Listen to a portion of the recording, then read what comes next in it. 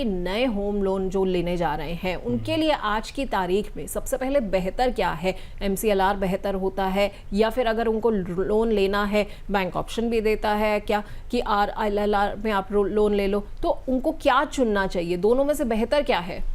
देखिए, जैसे हमने अभी प्रेजेंटेशन में समझा कि जो MCLR होता है वो उसमें कुछ बैंक्स के अपने खर्चे होते हैं, और जो RLLR होता है जो कि रेपो लिंक लेंडिंग रेट है वो डायरेक्टली रेपो रेट से लिंक होता है। ठीक है। तो अभी क्या है, आपने देखा होगा कोविड के टाइम से रेट्स काफ़ी बढ़े, ठीक है। 2 साल में वो रेट जहाँ 6.5 पे आपको होम लोन मिल रहा था वो आज मतलब 3-4 महीने पहले वो 9% पे आ गया था। लेकिन अब क्या है कि अब RBI रेट गिरा रही है, ठीक है। 1% का गिरावट हम ऑलरेडी देख चुके हैं, फरवरी में देखा, अप्रैल में देखा, और अभी लेटेस्ट इस महीने भी हमने 50 पैसे की गिरावट देखी।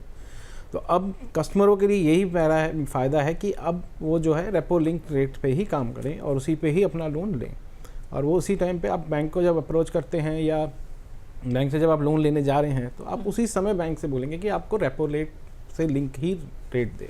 ठीक है। तो यानी कि अगर रेपो रेट से लिंक लोन अगर मैंने लिया तो कहीं ना कहीं जो है वो बेनिफिशियरी रहता है, और पिछले अगर हमने कुछ टाइम में देख भी लिया कि 100 बेसिस पॉइंट की कमी हो गई है तो कहीं ना कहीं ये फ़ायदेमंद है। लेकिन इसमें मेरा ये सवाल भी है कि जैसे अभी तो फिलहाल क्या हुआ है कि ये कमी हो गई है, अगर आगे जाके आज नहीं 1-2 साल में जो है ये बढ़ जाता है तो क्या तुरंत EMI भी बढ़ जाती है? नहीं, तुरंत कभी EMI नहीं बढ़ते। पहले हमें एक चीज़ समझनी होगी इसमें कि जब आपका रेपो रेट बढ़ता है या घटता है तो क्या होता है।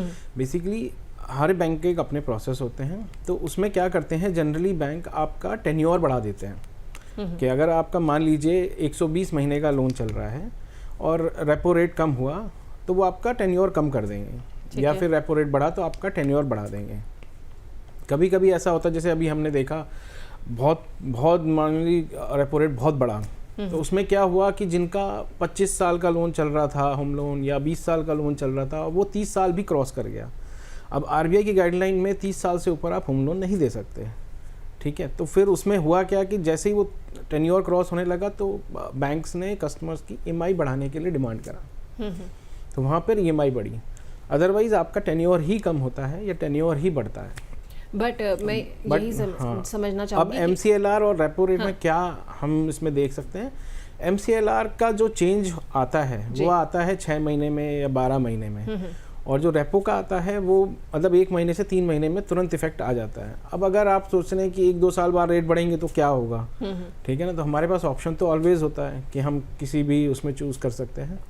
पर अभी जो मार्केट सिनेरियो है, जो अभी इकोनॉमी चल रही है वर्ल्ड की, कोविड के बाद से इतना रेट में उछाल आया, लेकिन अब सब स्टेबल हो गया है, सब बिज़नेस अच्छे चल रहे हैं, एक्सपोर्ट अच्छा चल रहा है, तो अब ये आगे देखा जा रहा है कि अब रेट इतनी जल्दी नहीं बढ़ेंगे, अब थोड़ी स्टेबिलिटी आएगी इकोनॉमी, रेट कम होंगे।